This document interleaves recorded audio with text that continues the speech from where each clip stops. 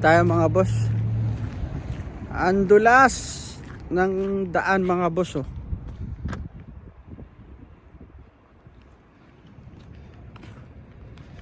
Tayo, putek oh. Magkamali ka ng apak dyan mga boss, dulas ka. Tapos medyo malakas ang hangin. Tingnan yung puno oh. Oh.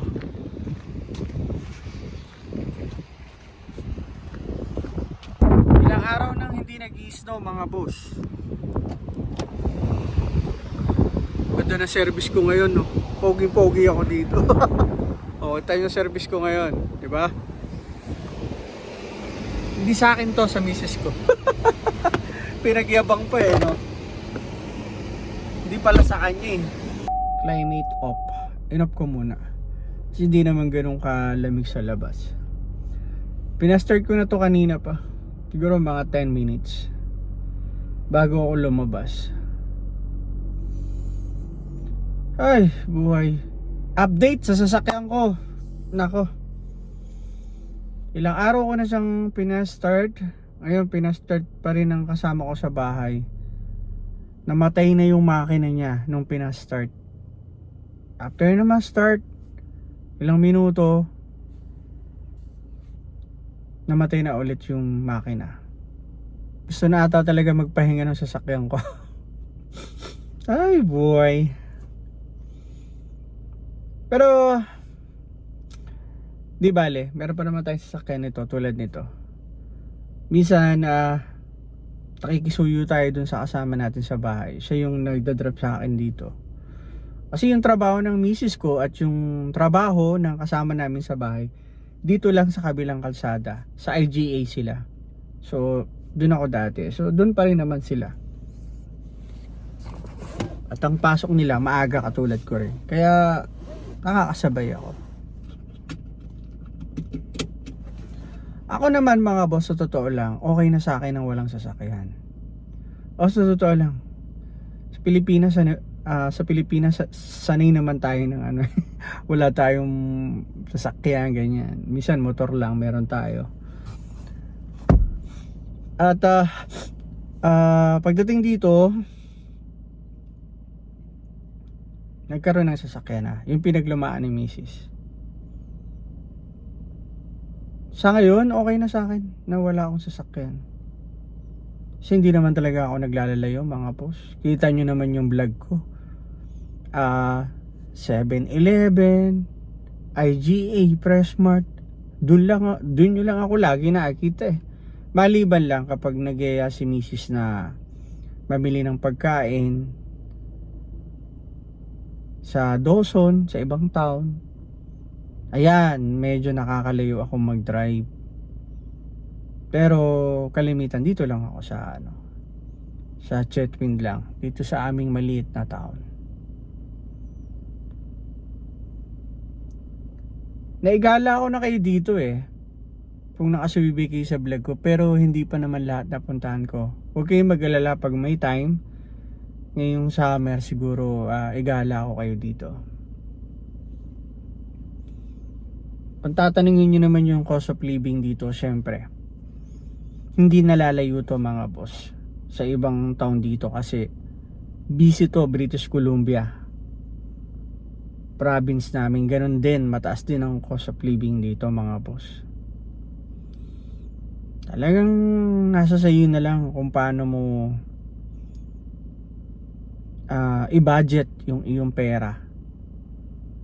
Uwi na tayo mga boss. Wala akong wala tong hawakan ng camera. So baka mataob lang tayo ng mataob tong camera ko, sayang. Okay, sa bahay na lang tayo magkita-kita mga boss. Patayin ko na mga boss. Lalabas ulit tayo. Dumating na ako kanina. Nag-charge ako ng camera ko. Ito full charge na.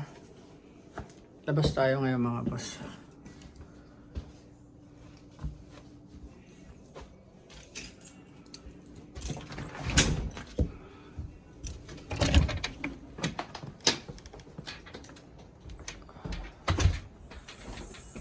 Dahil pipick up tayo ng pizza.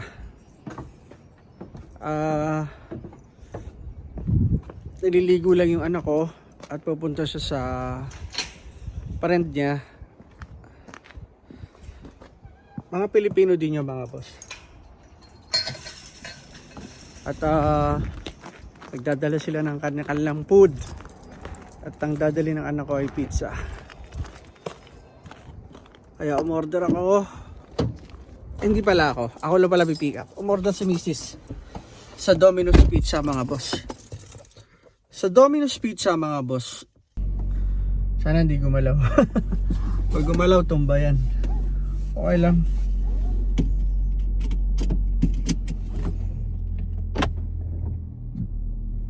Ano bang tawag sa ganyang ano?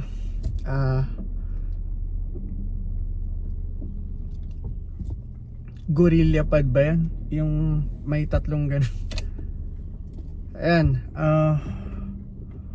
Po tayo ng pizza.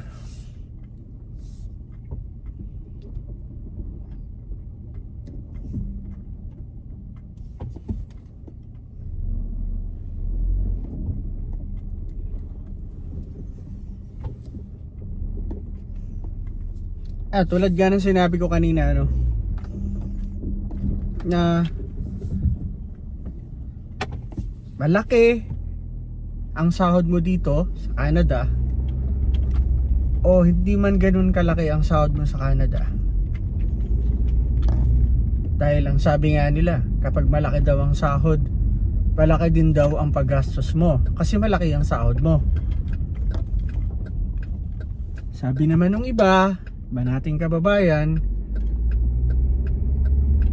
maliit lang daw yung sinasahod nila, kaya maliit lang din daw yung gastos nila sa pamumuhay nila. Para sa akin mga boss, opinion ko lang to kahit malaki o maliit ang sinasahod mo, nasa sa tao pa rin kung paano mag-budget ng pera, kung paano ka makakaipon, diba? Nasa sayo pa rin yun. Sabi nung iba na ayokong tumira sa city kasi magastos yung lifestyle doon. Dito na lang ako sa small province, maliit yung gastos ko, makakaipon ako. Para sa akin, nasa sayo pa rin talaga. Nasa sayo talaga yan mga boss. Kahit tumira ka sa big city, kahit maraming temptation doon, maraming tukso, anong klaseng tukso, kung ikaw ay hindi magpapadala sa ganong tukso o sa ganong paggastos ng pera, makakaipon ka talaga. Kahit sinong barkadahin mo na sasabihin na magastos, magiging magastos ka rin, hindi mga boss. Para sa akin na pananaw ko lang to. Okay lang kahit ibas nyo ako, kasi ito yung pananaw ko talaga. Nasa sayo pa rin talaga yon.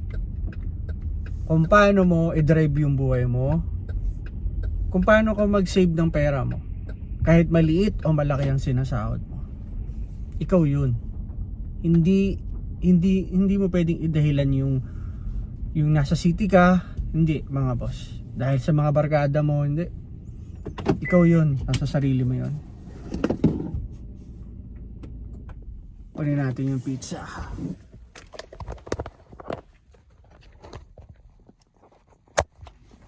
Wait lang.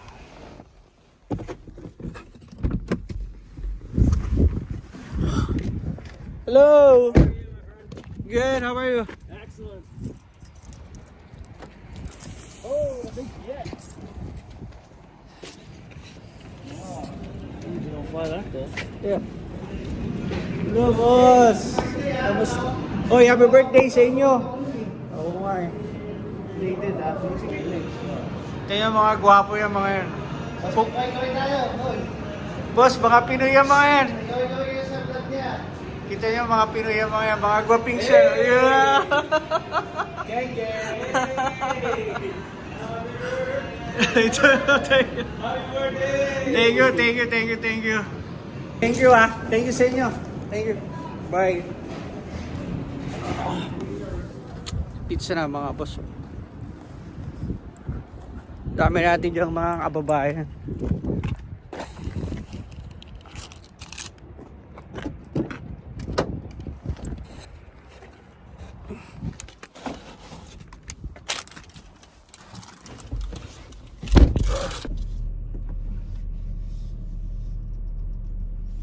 Bye-bye, Domino's!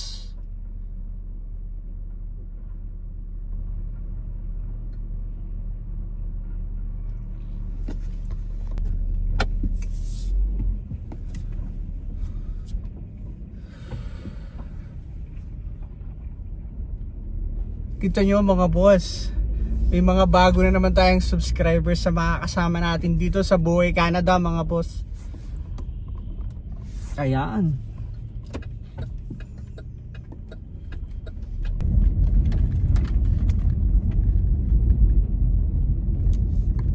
Nagalaw. Magalaw yung pagdadrive ko, kaya yung camera ko, yung hawakan ng camera ko, inawakan ko na lang. Ayan.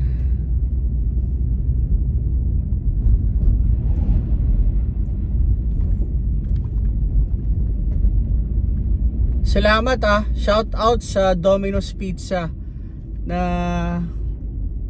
malimit din silang manood ng ating mga videos mga boss. Maraming salamat talaga sa inyo. Talagang nakakataba ng puso mga boss na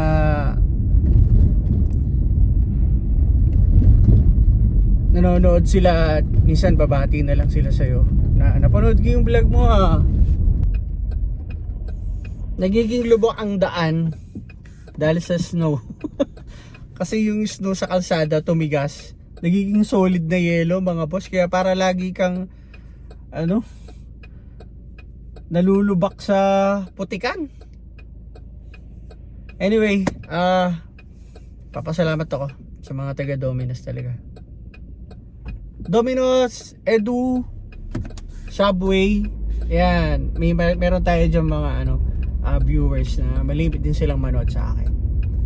At hindi lang sila, andyan yung Tim Hortons, A&W, at yung mga barkada natin syempre, mga Pilipino dito sa Canada, dito sa aming maliit na town. Nakakataba ng puso. Ayun, yung tinawayan ko, Pilipino din yan.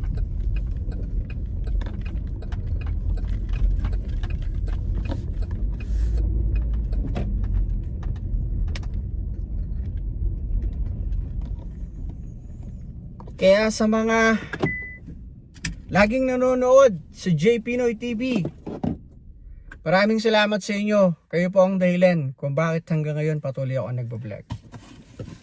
Let's go, kain na tayong pizza. Yung isa sa amin, mag-asawa, yung isa dadali ng anak ko. Let's go.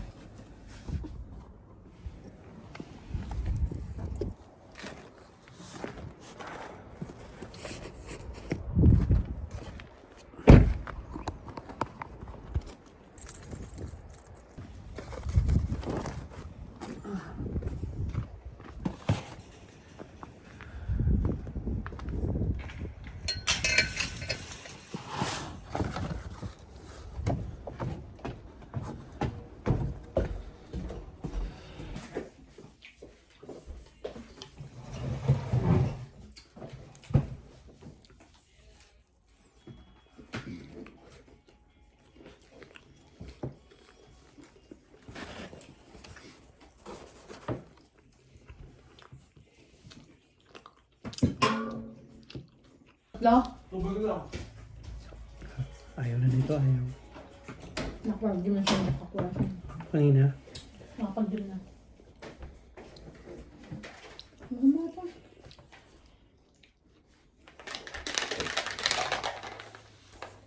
No. Nabasa na ba? Oo. Nabasa na ba? Hindi, amoy.